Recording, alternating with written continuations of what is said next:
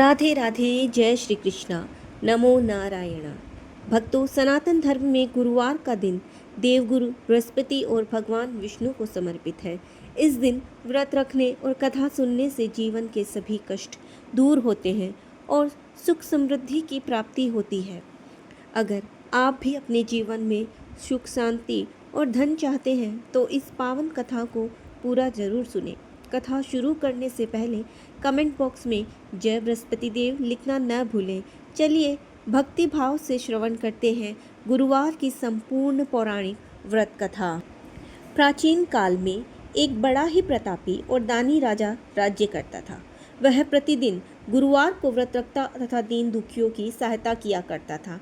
परंतु उसकी रानी बहुत कंजूस थी। वह न तो व्रत रखती और न ही किसी को एक पैसा दान में देती। वह राजा को भी ऐसा करने के लिए ही किया कहा करती थी। एक समय की बात है, राजा शिकार खेलने वन में गए हुए थे। घर पर रानी और उसकी दासी थी। उसी समय गुरु बृहस्पति देव साधु का रूप धारण करके राजा के दरवाजे पर भिक्षा मांगने आए। साधु ने रानी से भिक्षा मांगी तो रानी कहने लगी, हे साधु महाराज, मैं इस दान और पुण्य से तंग आ गई हूँ। मेरे सारा धन इसी में ही नष्ट हो जाता है। आप कृपया करके कोई ऐसा उपाय बताएं जिससे यह सारा धन नष्ट हो जाए और मैं आराम से रह सकूं। साधु रूपी बृहस्पति देव ने कहा, हे देवी, तुम बड़ी विचित्र हो। संतान और धन से तो सभी सुखी होते हैं।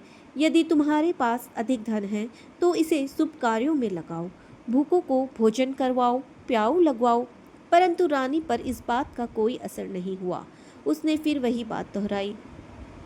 तब साधु महाराज ने कहा, यदि तुम्हारी ऐसी ही इच्छा है तो जैसा मैं कहता हूँ वैसा करो। गुरुवार के दिन घर को गोबर से लीपना, अपने केशों को पीली मिट्टी से धोना, राजा से कहना कि वह भी हजामत बनवाए, भोजन में मांस मदिरा का प्रयोग करना और वस्त्र धोबी के यहाँ धुलने डालना।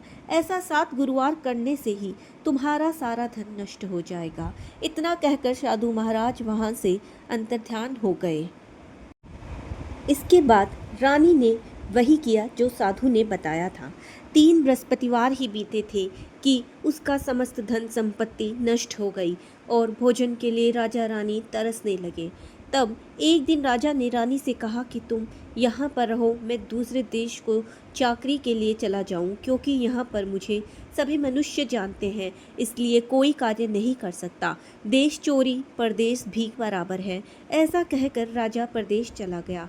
वहाँ जंगल से जाता और लकड़ी काट कर लाता और शहर में बेचता। इस तरह जीवन व्यतीत करने लगा।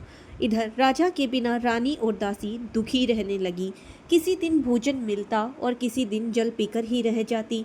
एक समय जब रानी और दासियों को 7 दिन बिना भोजन के रहना पड़ा तो रानी ने अपनी दासी से कहा, हे दासी, पास ही के नगर में मेरी बहन रहती है, वह बड़ी धनवान है, तो उसके पास जा और 5 सेर बेचकर मांग लिया, ताकि कुछ समय के लिए थोड़ा बहुत गुजर बसर हो जाए। दासी रानी की बहन के पास गई। उस दिन बृहस्पतिवार था। रानी की बहन उस समय बृहस्पतिवार की कथा सुन रही थी। दासी ने रानी की बहन को अपने आने का संदेश दिया, लेकिन रानी की बहन ने कोई उत्तर नहीं दिया। जब दासी को रानी की बहन से कोई उत्तर नहीं मिला तो वह बहुत दुखी हुई। उसे क्रोध भी आया। दासी ने वापस आकर रानी को सारी बात कह दी। सुनकर रानी ने कहा कि हे दासी, इसमें उसका कोई दोष नहीं है। जब बुरे दिन आते हैं तब कोई सहारा नहीं देता। अच्छे बुरे का पता विपत्ति में ही लगता है। जो ईश्वर की इच्छा होगी वही होगा। यह सब हमारे भाग्य का दोष है। यह सब कहकर रानी ने अपने भाग्य को कोसा। उधर रानी की बहन ने सोचा कि मेरी बहन की दासी आई थी, लेकिन मैं उससे नहीं बोली, इससे वह बहुत दुखी हुई होगी। कथा सुनकर और पूजन समाप्त कर वह अपनी बहन के घर गई और कहने लगी, हे बहन, मैं बृहस्पतिवार का व्रत कर रही थी, तुम्हारी दासी गई, लेकिन जब तक कथा होती है तब तक ना उठते हैं और ना बोलते हैं, इसलिए मैं नहीं बोली। कहो दासी क्यों गई थी? रानी बोली, बहन, हमारे घर अनाज नहीं है। ऐसा कहते कहते रानी की आंखें भर आई। उसने दासियों समेत 7 दिन तक भूखा रहने की बात भी अपनी बहन को बता दी। इसलिए मैंने दासी को तुम्हारे पास 5 सेर भेजर लेने के लिए भेजा था। रानी की बहन बोली, बहन देखो, बृहस्पति देव सबकी मनोकामना पूर्ण करते हैं। देखो, शायद तुम्हारे घर में भी अनाज रखा हो। पहले तो रानी को विश्वास नहीं हुआ, परंतु बहन के आग्रह पर करने पर उसने दासी को अंदर भेजा। दासी घर के अंदर गई तो वहां पर उसे एक घड़ा बेझर का भरा मिल गया। उसे बड़ी हैरानी हुई। उसने बाहर आकर रानी को बताया। दासी रानी से कहने लगी, रहे रानी, जब हमको भोजन नहीं मिलता है तो हम व्रत तो ही क्या करते हैं, इसलिए क्यों ना इससे व्रत की विधि और कथा पूछ ली जाए, ताकि हम भी व्रत किया करेंगे। दासी के कहने पर रानी ने अपनी बहन से बृहस्पति देव के बारे में पूछा। उसकी बहन ने बताया, बृहस्पतिवार के व्रत में चने की दाल, गुड़ और मुनक्का से विष्णु भगवान की केले के वृक्ष में पूजन करें और दीपक जलाएं और कथा सुने। उस दिन एक ही समय भोजन करें। भोजन में पीले खाद्य पदार्थों का सेवन जरूर करें। इससे गुरु भगवान प्रसन्न होते हैं, अन्न, पुत्र और धन का वरदान देते हैं, साथ ही सभी मनोकामनाएं पूर्ण करते हैं। व्रत और पूजन विधि बताकर रानी की बहन अपने घर लौट आई। रानी और दासी दोनों ने निश्चय किया कि बृहस्पति देव भगवान का पूजन जरूर करेंगे। 7 रोज बाद जब बृहस्पति देव वार का व्रत आया तो उन्होंने व्रत रखा। गुड़साल में जाकर चना और गुड़बीन लाई तथा उसकी दाल से केले की जड़ तथा विष्णु भगवान का पूजन किया। अब पीला भोजन कहाँ से आए, दोनों बड़ी दुखी हुई, परंतु उन्होंने व्रत किया था, इसलिए बृहस्पति देव भगवान प्रसन्न थे। एक साधारण व्यक्ति के रूप में वे 2 थालों में सुंदर पीला भोजन लेकर आए और दासी को देकर बोले, हे दासी, यह भोजन तुम्हारे और तुम्हारी रानी के लिए है, इसे तुम दोनों ग्रहण करना। दासी भोजन पाकर बहुत प्रसन्न हुई। उसने रानी से कहा, चलो रानी जी, भोजन कर लो। परंतु रानी को भोजन आने के बारे में कुछ भी पता नहीं था, इसलिए उसने कहा कि जा, तू ही भोजन कर, क्योंकि तू व्यर्थ में हमारी हंसी उड़ाती है। तब दासी ने कहा, एक व्यक्ति भोजन दे गया है। तब रानी ने कहा, वह व्यक्ति तेरे लिए ही भोजन दे गया होगा, जा तू ही भोजन कर ले। तब दासी ने कहा, वह व्यक्ति हम दोनों के लिए 2 थालों में सुंदर पीला भोजन दे गया है, इसलिए मैं और आप दोनों ही साथ साथ भोजन करेंगे। यह सुनकर रानी बहुत प्रसन्न हुई और दोनों ने गुरु भगवान को नमस्कार कर भोजन ग्रहण किया। उसके बाद से वे प्रत्येक बृहस्पतिवार को गुरु भगवान का व्रत और पूजन करने लगी। बृहस्पति भगवान की कृपा से उनके पास धन हो गया, लेकिन रानी फिर पहले की तरह आलस्य करने लगी।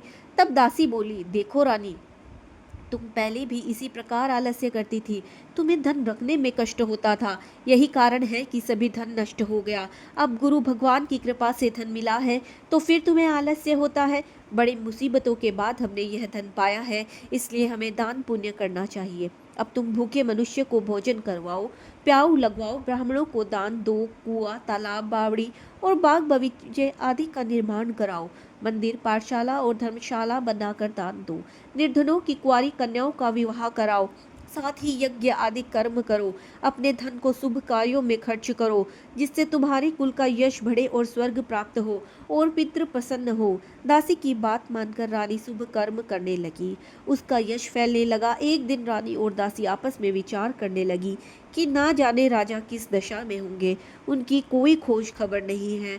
उन्होंने श्रद्धा पूर्वक भगवान को प्रार्थना की कि राजा जहाँ कहीं भी हो, शीघ्र ही वापस। उसी रात्रि को बृहस्पति देव भगवान राजा के स्वप्न में कहा, हे राजा उठ, तेरी रानी तुझको याद करती है, अपने देश को लौट जा। राजा प्रातःकाल उठा और जंगल से लकड़ी काटने के लिए जंगल की ओर चला गया। जंगल से गुजरते हुए विचार करने लगा कि रानी की गलती से उसे कितने दुख भोगने पड़े हैं। राजपाट छोड़कर जंगल में आकर रहना पड़ा, जंगल में लकड़ी काटकर शहर में बेचकर गुजारा करना पड़ा और अपनी दशा को याद करके व्याकुल होने लगा। उसी समय राजा के पास बृहस्पति देव साधु के वेश में आकर बोले, हे लकड़हारे, तुम इस सुनसान जंगल में किस चिंता में बैठे हो, मुझे बतलाओ। यह सुन राजा के नेत्रों में छल भर आया। साधु की वंदना कर राजा ने अपनी संपूर्ण कहानी सुना दी। महात्मा दयालु होते हैं। वे राजा से बोले, हे राजा, तुम्हारी पत्नी ने बृहस्पति देव के प्रति अपराध किया था, जिसके कारण तुम्हारी यह दशा हुई। अब तुम चिंता मत करो, भगवान तुम्हें पहले से अधिक धन देंगे। देखो तुम्हारी पत्नी ने बृहस्पतिवार का व्रत शुरू कर दिया है। अब तुम भी बृहस्पतिवार के व्रत में चने की दाल, गुड़ और मुनक्का से विष्णु भगवान के केले के वृक्ष की जड़ में पूजन करो तथा दीपक जलाकर कथा सुनो। उसी दिन एक ही समय भोजन करना, लेकिन भोजन में पीले खाद्य पदार्थों का सेवन जरूर करना। भगवान तुम्हारी सभी मनोकामनाओं को पूर्ण करेंगे। साधु की बात सुनकर राजा बोला, हे प्रभु, लकड़ी बेचकर मुझे इतना पैसा भी नहीं बचता जिससे मैं भोजन के उपरांत कुछ बचा सकूं। मैंने रात्रि में अपनी रानी को व्याकुल देखा। मेरे पास कोई साधन नहीं है जिससे उसका समाचार जान सकूं। फिर मैं कौन सी कहानी कहूं यह भी मुझको मालूम नहीं है। साधु ने कहा, हे राजा, मन में बृहस्पति भगवान के पूजन व्रत का निश्चय करो। वे स्वयं तुम्हारे लिए कोई न कोई राह बना देंगे। बृहस्पतिवार के तुम रोजाना की तरह लकड़ियां लेकर शहर में जाना। तुम्हें रोज से दुगना धन मिलेगा, जिससे तुम भली भांति भोजन कर लोगे और बृहस्पति देव की पूजा का सामान भी आ जाएगा। राजा ने ऐसा ही किया और उसको मनवांछित फल की प्राप्ति हो गई। इस प्रकार जो भी यह कथा पढ़ता है या सुनता है, उसकी सभी मनोरथ पूर्ण होते हैं।